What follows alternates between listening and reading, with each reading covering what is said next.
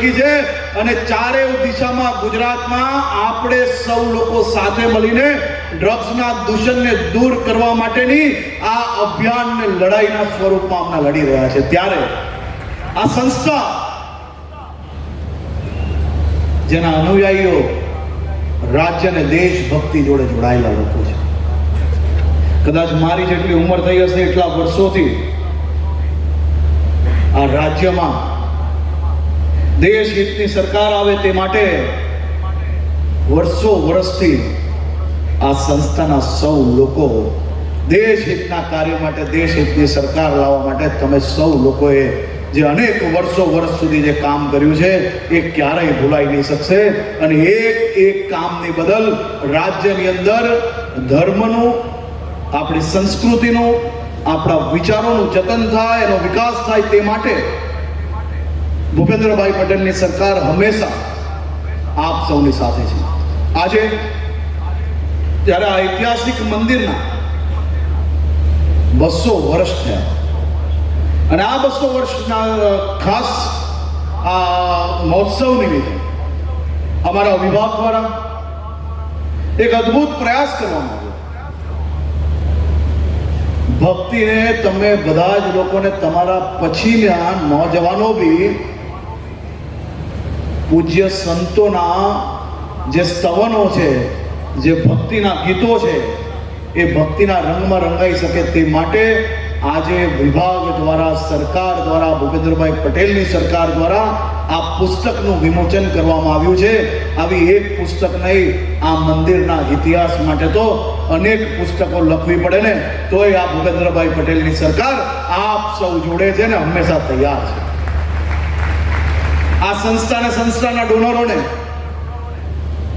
હું આભાર માનું છું કે કોરોનાનો સમય હોય કે એના પછીની કોઈ બી પ્રકારની રાજ્ય પર કોઈ બી પ્રકારે તકલીફ પડી ત્યારે હંમેશા આ સંસ્થાના કાર્યકર્તાઓ આગળ રહ્યા છે. જે પ્રકારે ઘૂંટણના ઓપરેશન, લીમના ઓપરેશન દુનિયામાં કોઈ સંસ્થા દ્વારા નહીં કરવામાં આવ્યા હોય એનાથી વધારે આંકડો આપ સૌએ ભેગા મળીને દેશ અને દુનિયાના રેકોર્ડ તોડવાનું નામ આપની સંસ્થાના નામે છે. આ બધી જ વિરાસતોને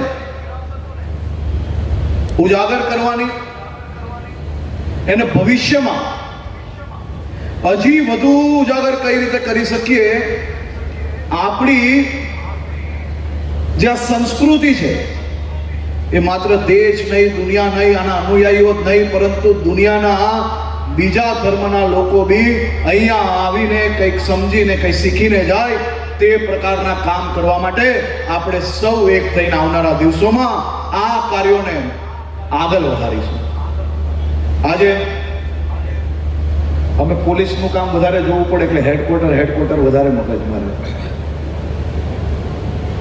અમારું સૌભાગ્ય છે કે સ્વામિનારાયણજીના હેડક્વાર્ટરમાં આવવાનો મને અવસર મળ્યો, આશીર્વાદ લેવાનો અવસર મળ્યો અને અદ્ભુત આશીર્વાદ મળ્યા છે, અદ્ભુત દર્શન થયા છે, અદ્ભુત પૂજા અર્ચના થઈ છે. અને આ આશીર્વાદથી રાજ્યના પ્રત્યેક નાગરિકોને શાંતિ, સુરક્ષા માટે ખાસ બે હાથ જોડીને વંદન કરીને પૂજા અર્ચના કરી છે. અને મને સંપૂર્ણ વિશ્વાસ છે કે આપ સૌના આશીર્વાદથી અને સહયોગથી આપણે સૌ લોકો આપણા ધર્મની, આપણી આસ્થાની, આપણી સંસ્કૃતિનો વધુમાં વધુ લોકો સુધી પહોંચાડવામાં 100% સફળતા પ્રાપ્ત કરશો. મારા મિત્ર ભાઈ કરશનદાસ ઘણા દિવસથી અમારી આખી સુરતની ટીમ જોડે અહીંયા